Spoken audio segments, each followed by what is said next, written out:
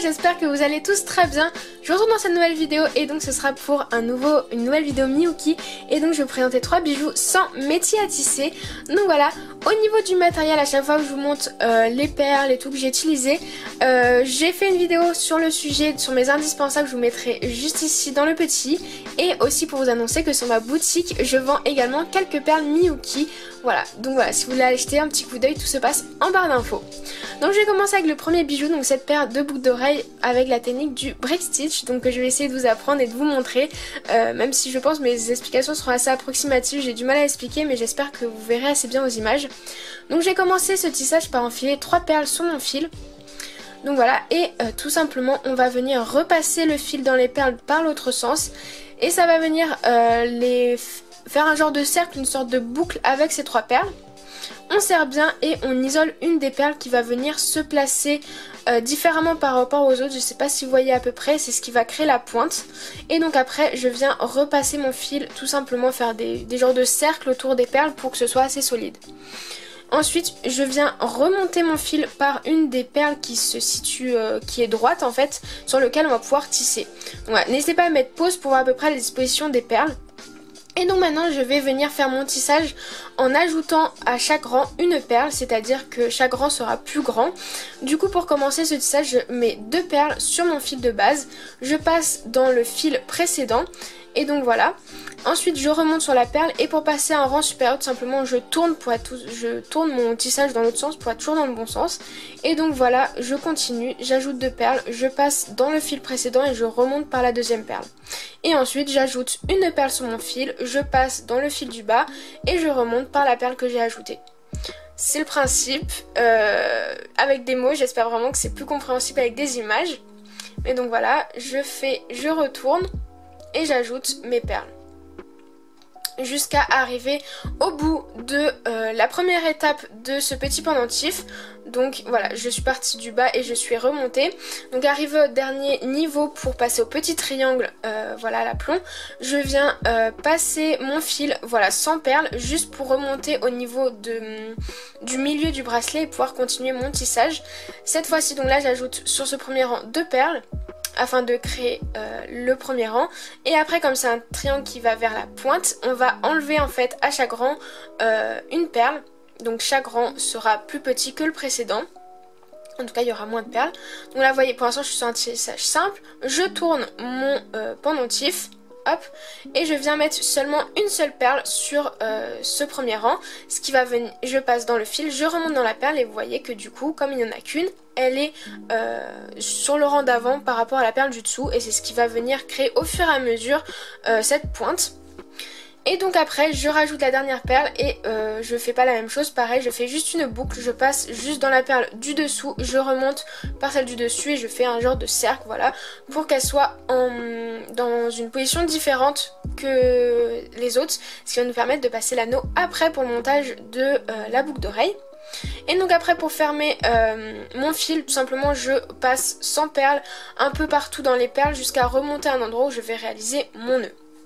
Ça permet que ce soit plus solide et puis un peu de perdre on va dire le fil dans le pendentif et afin que ce soit bien solide.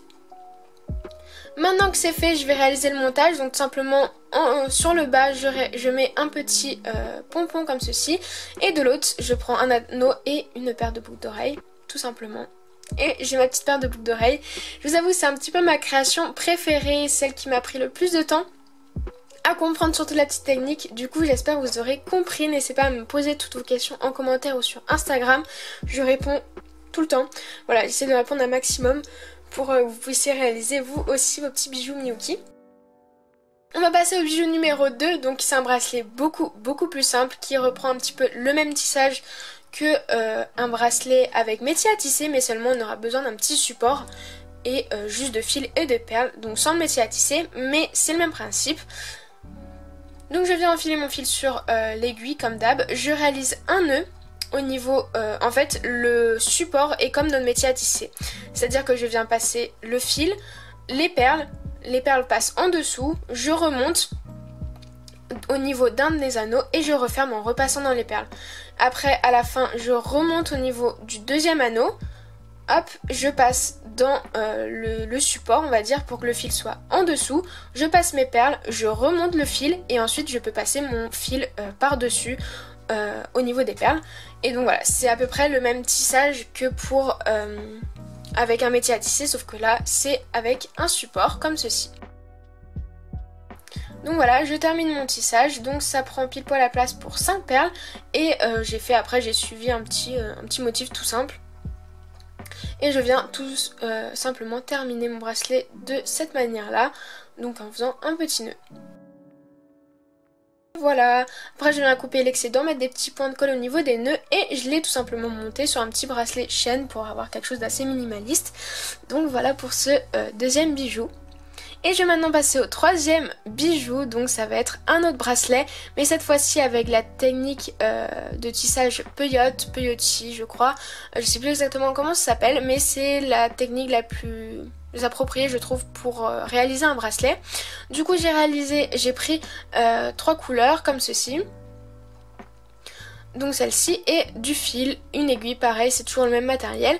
Et je vais vous montrer du coup comment je commence, tout simplement avec une perle très différente. Voilà, j'ai pris un bleu différent, ça va être la perle de serrage en fait, de blocage, qui va nous aider surtout au début du bracelet. Je fais un nœud simple et après je vais commencer mon tissage.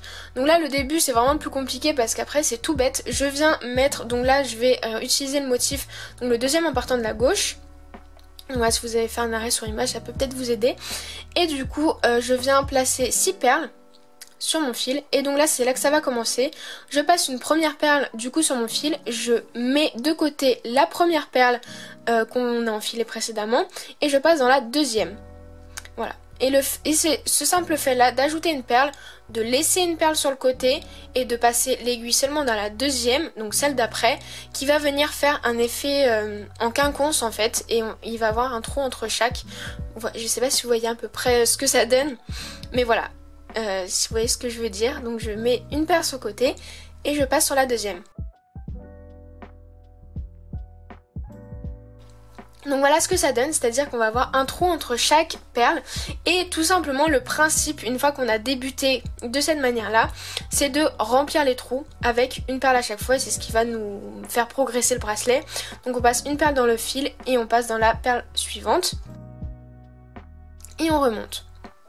Hop, on serre, l'aiguille, la perle se place, on vient mettre la perle suivante, on passe l'aiguille dans la perle d'après, on tire et la perle se place. Tout simplement. Et en fait c'est ça jusqu'au bout en suivant bien sûr le modèle que vous avez choisi. Voilà, vous voyez très facilement à peu près quelle perle vous devez mettre du coup. Au début c'est un peu compliqué, c'est vrai que moi j'ai un peu galéré, mais au bout d'un moment vous arrivez à 1 heure de tissage, vous êtes à 5 cm peut-être de votre bracelet, mais ça y est, vous avez tout dans la tête et ça va beaucoup plus vite. Le motif est beaucoup plus clair et vous arrivez à peu près à savoir quelle perle vous devez mettre. Vous arrivez au bout d'un moment à voir la logique en fait. Et ça s'acquiert au bout du temps et finalement j'arrive à le voir moi maintenant, j'arrive un peu mieux à comprendre la logique de n'importe quel tissage à force de pratiquer tout simplement et de faire plein de petits essais. Du coup voilà à peu près où j'en suis et voilà le tissage. Et donc après je continue, je passe mes perles pour remplir les trous jusqu'à arriver à une taille convenable. Donc voilà, et maintenant je vais vous montrer comment j'ai terminé le bracelet. Ça c'est une technique que j'ai pas vue, voilà, juste je me suis dit que ça pouvait être plus simple pour terminer le bracelet. Donc tout simplement je viens terminer en enlevant on va dire les perles, c'est-à-dire que je vais passer premièrement mon fil sans perles et ensuite je remplis, je tourne. Et pour arriver jusqu'à la fin à passer qu'une seule perle en fait. Vous voyez, hop, je tourne, je passe sans la perle. Donc il y a une perle qui se met en moins et ensuite je passe la dernière perle et on a une genre de pointe. Voilà, ça me permet de remplir, d'avoir quelque chose qui se termine un peu plus joliment que si c'était comme ça. Voilà.